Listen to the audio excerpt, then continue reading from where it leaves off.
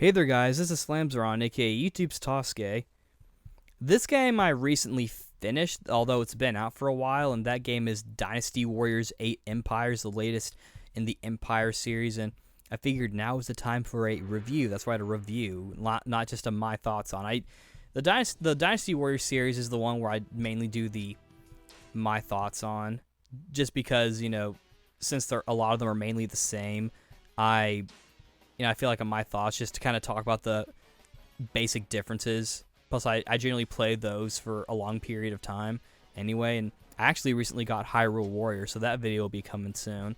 But this ain't about that. This is about Dynasty Warriors 8 Empires, and since I've talked about Dynasty Warriors 8 already, you'll probably, and if you've seen that video, you'll probably know a lot about the differences. I'll repeat some of the stuff anyway, and I just recorded the podcast episode for it, but yeah, for the most part, not that much is different in terms of like the different design and whatnot. Like the customization is, I feel like they did a little bit with it, like with the face, like with the way you can kind of like morph around your face. I don't remember that being in 7. I'm sure it was, but you can do a little bit. And so in terms of like what's different, it's mainly not that much. The main stuff that's really different are the different clothing options they gave you and the different weapons from 8. But it's not really that new overall. Like there's some stuff, and I feel like they give you all the equipment anyway, regardless of whether or not you bought everything from 7, because you can carry over your custom characters, which would in turn give you a bunch of stuff anyway. But as far as I can tell, they just kind of give you everything, which I think is fair, considering that they don't really have any stat bonuses or anything like that. So making you unlock them is kind of pointless in many ways. But I carried over my characters from 7. I played this on PS3. I'll get to the graphical and whatnot, the extra review part later. But I carried over everybody, and one thing to note is that like the special costumes from 7, like Nobunaga and the Zhao Yun cosplay thing that you could do, those aren't in this one. Instead, it's a cosplay thing of Guojia and a play on Masamune Date called Mashamune, which I did. I remade my people that when I updated like a lot of my characters. Like I kind of go through them a little bit just to kind of show you. And I actually updated them recently as well. But I kind of just updated them a little bit. And, as you can see with the little star on my main guy, once you beat the game, like beat Empire mode one time, your character will kind of carry over. Your character will like have his like stats and whatnot carried over, and he'll, if you use them again in Empire's mode, like as an NPC, he'll act the way that you had him act in that one playthrough. But other than that, in terms of just the character creation, there's really not that much different. I'm still not too pleased with the red hair. It's still kind of like a maroon. As I did make another guy, that Ryanian character that I just ran through. And I felt like the kind of orangish hair was okay, but I still wish that I had red hair. I feel like, it's clear when you look at some of the costumes I give the characters that they know red hair exists. I don't know why they seem so adamant on not having real red hair. I say real as if bright, actual red, alizarin crimson or whatever is real red hair, but you know what I mean. Gameplay, it plays like Dynasty Warriors 8. I don't remember if I mentioned this in the 8 My Thoughts video, and I probably didn't because I feel like this is an afterthought, but a lot of the characters, they have similar fighting styles, like, Cao Cao has his, general sword, and Sima Zhao has his striking sword. They're a little similar. I feel like they're still relatively different. The characters fight differently, but you can kind of tell that they're meant to be like different types of each other, like the double swords with Liu Bei having just like the basic 2 swords, and Lu Xun having like the swallow sword, which is like 2 swords that are like half of 1 sword. In general, gameplay is a lot quicker. Graphically, it looks okay, but honestly, I feel like it doesn't really. The PS3 version, I feel like, doesn't look that good. Like, the textures just didn't look that good at first. I don't know if it had something to do with, like, the way I installed it or not. But not only that, the battlefield just doesn't look that good at all. It looks really empty in compared to Dynasty Warriors 8 and 7. And I was wondering, like, wait, is this as a result of this? Because I'm pretty sure this game was developed primarily for PS4. And PS3 is more of an afterthought just so that people who don't have a PS4 can play it. And so I figured, okay, well, maybe is this like a resort of like it being a technical port? And so, I downloaded the free-to-play version on the PS4, and while the graphics did look better, the battlefield still looked pretty empty. And so I feel like that's a big theme with this one. Like the overall customization in the Empire mode is a lot higher than it is in any other. They let you do more stuff. Like, you're expected to, like, build certain, in your kingdom, you, like, build certain, buildings and whatnot in the different regions. Like, if you want a weapon shop, you have to build a blacksmith. If you want the upgrades, you have to build a bunch of mines and other stuff. And, like, if you want, like, different stratagems and items, you have to get, like, the item shop in the academy and the dojo. If you, like, a lot of more micromanaging, and, like, you know, they gave you the other, like, personnel and political options that you could do in the in 7. I like how when you set up your policy, they just kind of accept it, and they disagree later on, which I'm kind of glad, because then I felt like, okay, well, I have to go with your suggestion now because I'm such a nice guy. But this time I feel like they're a little more respectful, I guess. I did get married in this game, and what makes this one different is that you can actually have a child, and my character did conceive a child. In terms of the baby making, for custom characters, all they're really doing is combining the characters, because, you know, with the custom characters, they're made using different assets, so they basically just combine the assets and make, like, some fusion.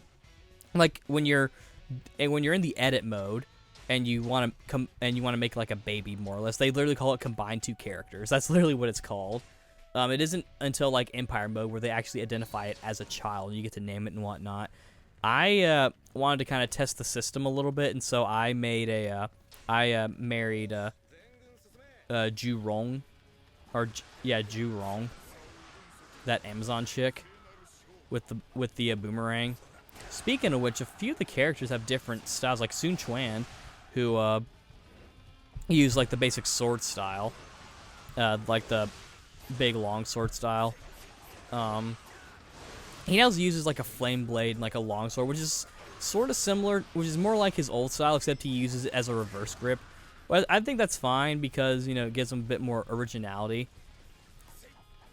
And also, I felt like they did that for the sake of this game, because I feel like they're trying to kind of follow in the footsteps of Samurai Warriors with their edit mode, where they have, like, specific weapons for, like, the custom people, like just the regular sword and whatnot. Like, the weapons that have, like, with their, like, EX attack and whatnot, they're like, it's just like a sword. Like, you can still pick, like, an officer if you want, but, you know. So, and Meng Huo, who's like that big bear guy, he's back to using his pillar from 6, which I think is kind of cool. And they gave you a lot of slots for the custom characters too, so you can really have a lot of fun. And like I said, they seem to give you everything, except for, like, maybe DLC, which you'd have to buy, which I spent, like, $30 on DLC a couple of weeks ago or so. But, yeah, this game gives, like, a lot more customization with it, which I kind of got a little annoyed with, especially in terms of, like, doing battles, because, like, the first time I was playing, I picked all the people I wanted. I clicked OK, and it's like, oh, wait, no, you need to give your characters troops. So, like, you have to actually go out of your way to, like, painstakingly select the amount of troops you want for that specific character. And I know there's a button where you can just allocate, like, the max amount for everyone. And I recently discovered that, like, when I decided to play a little bit of the game to kind of refresh me on things. to kind of give myself more material to use, since I don't think I mentioned everything on the podcast. But and one thing that I found to be kind of interesting was that you could, this game also had like the weakening of the countries that you could do, but also one thing that I noticed, which I don't think was in 7, they on the map screen, on the screen like where it shows like the different territories, it identifies what's like the main hub. And if you just like the main country or the main state of the kingdom, if you take over that place, it takes over the entire territory. So you can potentially like really cheat the game and win really quickly. I played it on easy just because I wanted the fun, even though I feel like this is Empires is supposed to be the more strategic version of Dynasty Wars. I feel like in terms of the actual fights, it's not, because really all you have to do to win is just take over all the fortresses, all the bases, and then kill the main bad guy of the region. It's like, okay, there you go. It's not really that hard. And the strategic parts, the RTS aspect of it, if you will, comes in after. And I feel like they up the difficulty a little bit, just because of how it is. And you can like command your people to do stuff and tell your officers to do things. So there's definitely some strategic element to it, but I still kind of wish they put a little bit more strategy effort into the actual battles. Maybe even make it sort of like Kingdom Under Fire, where it kind of plays like a strategy game at first, but then you can like go into Dynasty Warriors mode. That'd be cool, actually. I would love that. And it was kind of funny. I say I play it on easy, and at first I'm like, "Oh, this game's easy." Like Guan Yu's daughter, she was like, "I am Guan Yu's daughter, the daughter of the god of war. You won't beat me." And I just killed her in like a couple hits. I'm just like, I don't think this should be that easy. I felt like I'd done something. I thought this may not necessarily be true, though I think it's partially true. Because, if you have the data in there, there's no way for them to lock out that data unless Dynasty Warriors 8 has like a completely different stat system, which I don't think it does. But, like, since I imported my characters over, they may or may not have had updated stats, since I had played through the game once before. In 7, so it's I was a little surprised, and then it kind of got a little bit hard. I started not taking it seriously, and people would invade me, and it would get like narrow win, and I would win, but I would lose people, and I even lost Xiahou Dun, like my favorite character. I'm like, okay, no, so I like decided, okay, no more screwing around. I'm just gonna fuck shit up, and so I just utterly destroyed that region. Got back Xiahou Dun, made him my marshal. I'm just like, you're not leaving. And I think I made him my brother too. I think he was the first person I made my brother. And they show the scene with like you cutting the pot, and there are more cutscenes in this one. Your actual custom character talks more, and I think that's kind of cool. Honestly, I really like that touch. And you have to make like your strategist and your different prefects, which Dongjuo, I let him bribe me into making him a prefect, and then I'm just like, nah. I feel like that was sort of like the start of all the bad ideas, and you have to like maintain your friendships. And well, I was like, it still has like all like the banquets, like all the different like strategic and political and personnel things you can do outside of the actual fights, and you can even do like raids. And I haven't played like the vagabond mode or whatever, like the mode where you're not a ruler, though I imagine it would be like it was in 7, where that's more of like the specialty like missions, like, oh, this kingdom's or this village is being attacked by tigers, kill all the tigers, or oh, this group of bandits stole a baby, get back the baby, but not without killing the bandits, that kind of stuff.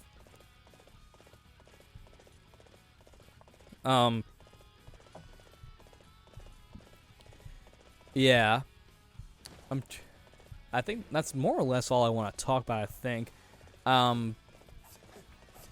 So obviously with it being Dynasty Wars 8, it's a lot faster, and for those of you who want to see like the PS4 footage, I'll have a link in the description as well as an annotation like throughout the video. for those who want to see the PS4 footage on my second channel, which I'll upload as well and whatnot. And that'll be in 1080p. I think I kind of messed up the Samurai Warriors 4 footage, and I'm going to use that as a lesson. But yeah, overall I enjoyed it. I feel like I should have played on normal, because I feel like at this point I'm more of an intermediate Warriors player. I feel like I can handle this kind of thing. Heck, I played several of the levels of Warriors Orochi 3 on like hard and very hard, and I think even chaos. Of course, that's with a level 99 Yukimura Sanada. But overall, I like the direction they're going, where it's adding more strategic stuff. I still feel like they need to add a little bit more to just the general like region fights, because then I feel like it'll really feel like you're doing like a strategic battle, like Warcraft 3 or something. Maybe even going the route of like a RTS Warriors action game hybrid. I think that would actually be really fun. I know they did a Dynasty Warriors tactics game, but it was more like a tactics game and not like Dynasty Warriors. But maybe I think for Dynasty Warriors 9 Empires, I think it's okay to include all the stuff from 7 and 8, but I think they should try to primarily have new stuff. Especially since Dynasty Samurai Warriors 4, it was like almost all new stuff as far as I could tell. Like it was none of it was anything from Samurai Warriors 2 Empires or Samurai Warriors 3 or even 3 Empires. I'm sure some was from 3 Empires, but I think it was mostly new. That's just my thought process. So I think it's fine that they took a lot from it. I feel like I like this one, but I feel like it took a little bit more to kind of figure things out, and because of that, I didn't really like it as much. Obviously, the voices are in Japanese, because that's what they've been doing lately with the Empires games, and all like the spin-offs just having the Japanese voices. Heck, with Samurai Warriors, it was just Japanese only for Samurai Warriors 4. And the costumes, I don't think they carried over, like, for the actual characters, I don't think they carried over all the costumes you could get. Because I remember in 7 Empires, I think because I had gotten some costumes from Dynasty Warriors 7, that I got some extra costumes for 7 Empires. I didn't get any of the DLC for 8, besides, I think, just the Japanese voices, which was free anyway. But it was still a good game. I kind of skipped my thought there. Even though like I didn't get much DLC from 8, it would have been nice to kind of carry over some stuff. They did let me have. They did give me the Dynasty Warriors 7 costumes, which it was good because I really like Xiahou Dun's costume from 7. I think it's so far his best. Though his one in this game is not bad too, and I think Xun Quan looks the best in this one, this version at least. I actually missed the one where he had like the beard. I wish they would go back to that. And even though people are all like, Liu Bei looks like a generic soldier, I like that version of him. I do agree that he looks better now, but you know, and I like the new weapon types, and I didn't play 8 Extreme Legends, so this is my first time seeing like the new characters, like Lu Bu's daughter and his strategist and whatnot, and the different weapons that the characters use. I'm also happy to see, and I think it's kind of funny that Liu Shan, his new weapon is a friggin' bench, and he sits on people. That's really funny. Like, wow, of all the things, I don't know if you'll get a chance to see it in the gameplay footage or not. But maybe I'll do a separate video and just call it Liu Shan Doesn't Give a Fuck or something, where he just goes around like hitting people with his bench and then sitting on people. Like, that's literally his Muzo attack, where he sits on people. I think it's supposed to be sort of like a joke in a way, like a pair, or like to show his personality or something. But still, it's just really funny. So overall, it was good, but I do feel like they kind of put too much emphasis on the wrong type of strategy. Because even though I think it's good to like make this game really detailed, I feel like that's this game's strength. It's really detailed. But, you know, also the customization was hardly changed, besides some new stuff, and obviously the weapons, because obviously they have to be new. The graphics on the PS3 version, I didn't really like the textures, but also the battlefield in every version that I've seen is not really it's kind of bland. I would say get the PS4 version over the PS3 version, but you know the bland battlefield is, as far as I can tell, isn't all the versions. I don't know. Maybe it's only exclusive to the PS3 and the free-to-play versions of the next-gen versions. I don't know.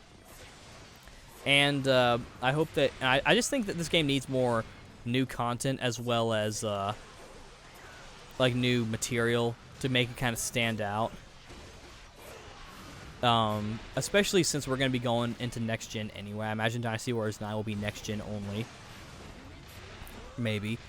But yeah, I think like some newer stuff instead of just reusing the majority of like the stuff from 7, even the DLC. And they had a lot of new stuff, but I still think they should have added more. I don't know, maybe I just am remembering weird, but that's just me. And there was plenty of new stuff. They gave you a lot of like soldier type clothes if you wanted to like dress up like a soldier, and they let you like make custom horses and like custom scenarios. I generally just do like the custom one, like the one where like anything can happen and it's just like a made up story. That's the one that I do. But you know, that's just what I do. And you can also make a custom scenario, which I might actually try for story purposes. I would have to make a bunch of characters though, is the only thing. Which I could probably do. I even made like some actual like story OCs. Like I made Kenra and the Sword of Kenra, and I also, as you saw, and I also made a character from a short story that I submitted. Yeah, that's what I think about Dynasty Warriors 8 Empires. Overall, it was good, though I think it could have been a little bit more, and I think they should have varied up the terrain on the battlefield as well as general new content. Like, I think it's fine to reuse stuff from 7, especially since the differences between graphically the differences between the game wasn't going to be that big, but I also think they should have added in more of their own stuff as well, and I think the strategic elements should have also been placed. This is just a general complaint with just the entire series as a whole, really. The entire Empire series. But I would like to have more strategic elements in the actual like territory battles, and not just take over all the bases and kill the bad guy, you know. If they should use more of the Vagabonds, like from a standpoint of side quests, the Vagabond stuff can work well, but also you know, maybe some other stuff. Like, I've only played a little bit of Hyrule Warriors, but I can already see a lot of potential in it, so I guess you'll just have to wait for me to review that, which will be a little bit, but that's okay. I don't know why I'm talking like this, but yeah. Overall, I'd say it's good, and I would recommend it, especially if you like Dynasty Warriors, especially if you kind of took a break from Dynasty Warriors and you want to come back to it. This is definitely a good one to do. Either this one or 8. And I'll probably say 9 is better once that comes out, but yeah, this one was pretty good. And like I said, there'll be an annotation and a link below to PS4 footage for those who want to see it. So yeah, thanks for watching, and I will see you guys next time. Bye-bye.